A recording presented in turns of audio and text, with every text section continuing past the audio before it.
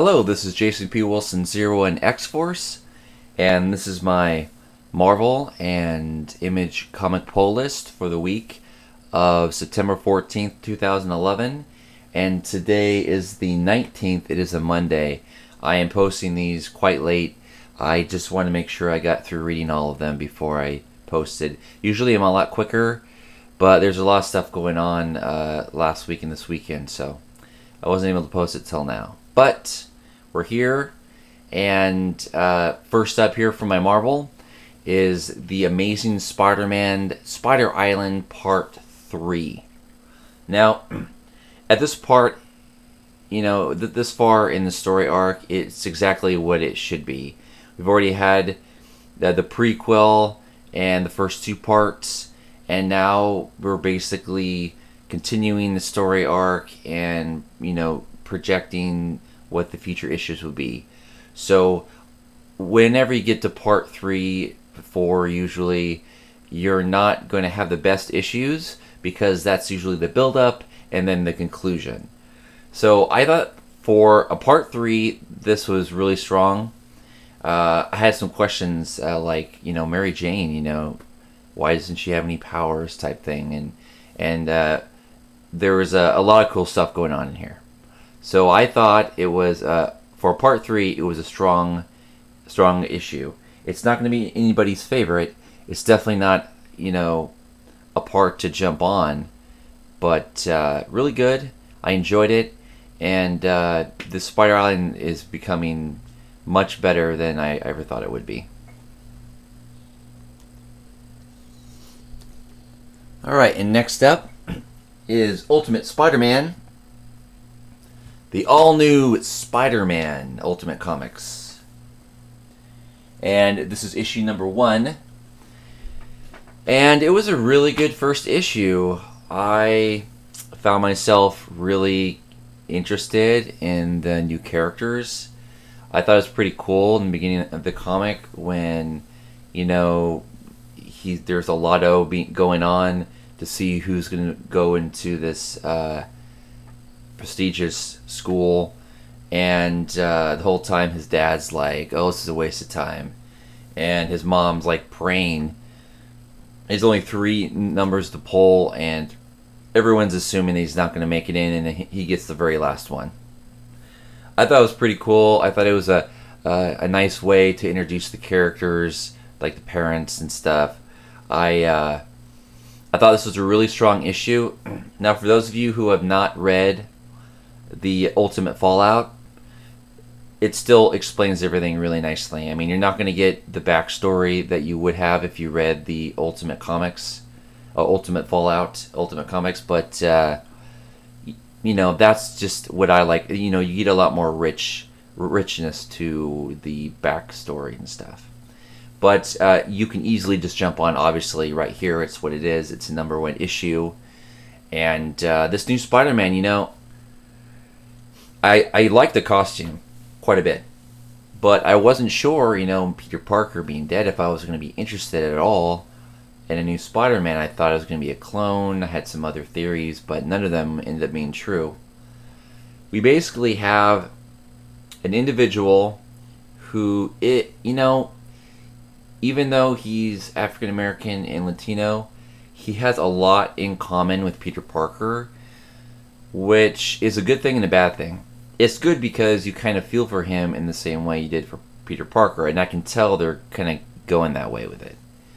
But it's the bad thing is because, you know, a lot of people might want something completely different if you're going to do an all-new Spider-Man. But I kind of like it. I like that I can identify with him like I did with Peter Parker, but at the same time, he is different and he has his own personality. What I think is pretty cool is the spider that gives him his powers is a different type of spider. It's given radioactivity in the same way, and it's from the same place that Peter's spider came from, but it's a different spider. So it's giving him different powers. And I think it's very interesting that they've just begun to tap into this and explain a little bit. So I'm looking forward to seeing how much more different, how much more his powers are different than the Spider-Man that we all know and love. So that I think is pretty cool. The writing by Bendis is very strong, and I thought the artwork was great. Yeah, Bendis and this whole crew here, really, I think they really can't do any wrong when they're together. I mean, I loved Ultimate Spider-Man, and I thought I might be dumping this, and I'm too much into it. I like it a lot. So, yeah, I really enjoy this, and I recommend anyone who's even slightly interested in the Ultimate Spider-Man to go out and grab the #1 issue. I think so far it's the strongest first issue of any of the new Ultimate line. So great. Next up is Marvel's Uncanny X-Force, one of my favorite comics of all time. And yes, very cool. After the last issue, chapter 4, I was like, wow, it was so good, and it was almost my pick of the week. And man, that one image last issue where Logan is like melted in half, and it was really cool, and I was like blown away by the issue. And Uncanny X-Force has always been my favorite, and the X-Force before that was my favorite. And I have to say, even though I was worried at first without X-23 not being on team and stuff, I'm really enjoying this even more than I did the last volume. And I have to say, they're just getting better and better. This team that does Uncanny X-Force, I hope they never leave. The writer, the artist can change, but the writer, he's got to stay on here because he just does such a good job. Right now, I'm really enjoying the artist as well. A fantastic issue. Anybody who is not reading Uncanny X-Force, you don't know what you're missing. I suggest you go back, buy all the trades to catch you up, and to start buying immediately. You cannot miss Uncanny X-Force if you are a comic fan. Awesome comic. Alright, and next up here is part 2 of a 3-part miniseries, which is Spider Island, Spider Girl. Now, I mentioned this when the first issue came out. I was reading this because I really was interested in Spider Girl. I thought she was pretty cool, and I was not reading her regular ongoing series. So I wanted to go ahead and take a taste and see if I would enjoy reading about her. And even though it's probably not fair, because I'm sure the ongoing series, I think it's maybe not ongoing anymore, but I could be wrong, but was obviously the better representation of her. This story, I think, is actually really good. I wouldn't probably recommend it to someone who's not interested in this character, but I would recommend to anyone who's interested in Spider-Girl or even Spider-Man, or even what's going on with Spider Island. I'm reading a few side stories of the Spider Island. I was originally not going to, but I got hooked in a little bit. And so far, this is my favorite, and this would be the only one that I would recommend to read if you want to read more Spider Island, because I think Spider-Girl, this is very, very important to the storyline. This story, you don't have to read it. You're not going to miss anything, but it definitely does what I like side stories to do. It gives you more depth about what's going on, and it gives you a fun side story in the theater of Spider Island. So I thought the artwork is pretty good, the story writing's pretty good, and I'm definitely enjoying it. Usually these three-ers are kind of nice because you don't have to commit too much, but a lot of time the pacing's off, and it's hard to enjoy them because it's like fast food or something. But this one's doing a pretty good job, so far I do recommend it. And that's all for my Marvels. It was mostly a DC this week, but up for my For my Image is a treat. I went in my comic store last week and they had severed second printing. Oh well. But at least they had it, second printing. At least I could read it. And they had number 1, number 2. So this is Scott Snyder's Image story that he's doing. How can I describe this without spoiling it? Okay, because I think spoiling the story really kind of ruins it for you.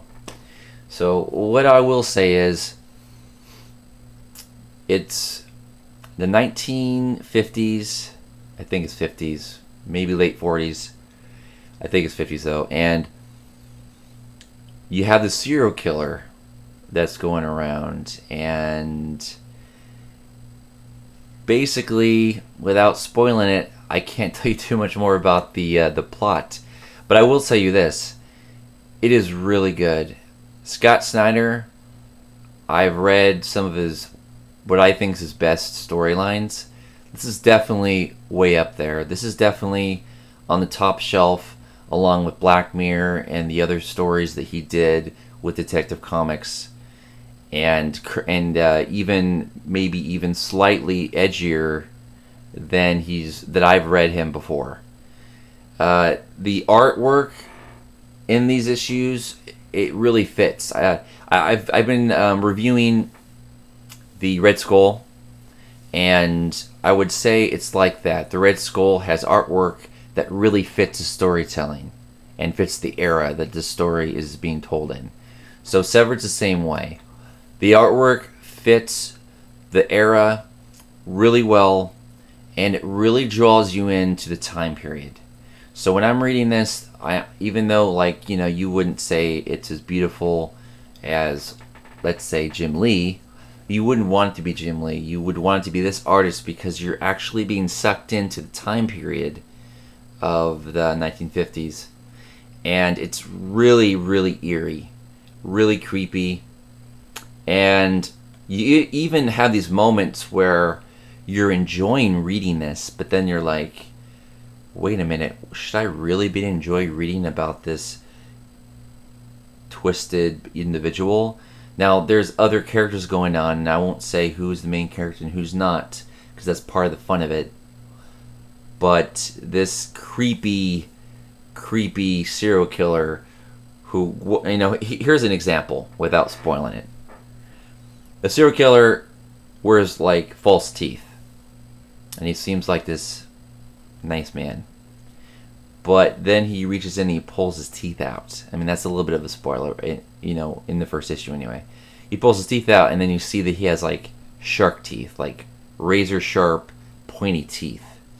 And images like that, pacing, how it's unfolded, stuff like that makes this really a great series. Now, I've read both issues 1 and 2 at this point, 2 being the first print. And this might be a story that you want to collect and maybe hold on to and then read all the way through. I think Scott Snyder in general is pretty much the best way to read him is by collecting the full story arc and then reading it, because, when I'm done with issue 1, I immediately went to issue 2 and I just had to know what was happening. So now, after reading issue 2, I'm going to have to wait for the next issue to come out. And I think that it takes away some of the edginess, because you kind of are in your seat and you're kind of creeped out, almost like when you're watching a horror movie or something. When I say horror movie, I don't mean a slasher film. I mean a really well-written, well-executed, suspenseful horror flick. So that is how I felt when I was reading this. It was incredibly written, and the artwork was really well done. And I would have to say this probably has an edge over Red Skull. Red Skull I'm loving, and I have said nothing but praise about it. But if I had to choose between the two, I would probably at this point choose Severed, just because I'm just anticipating how great this is going to be. Really good. But I think what I will do, if I can resist, is when I get the future issues, I'm going to hold on to them and then read the rest all at once. This, if you're not going to pick it up on singles, I can tell already this is going to be one that you're going to want to buy on trade and add to your collection. Excellent, excellent beginning to what looks like it's going to be an out-of-the-park series by Scott Snyder. I'll also mention Scott Tuft, because he's a big part of this too. Anyways, those are my Marvels and my images for last week, and I will be posting the rest of my comics immediately after this. So thanks for watching, and I'll see you next time.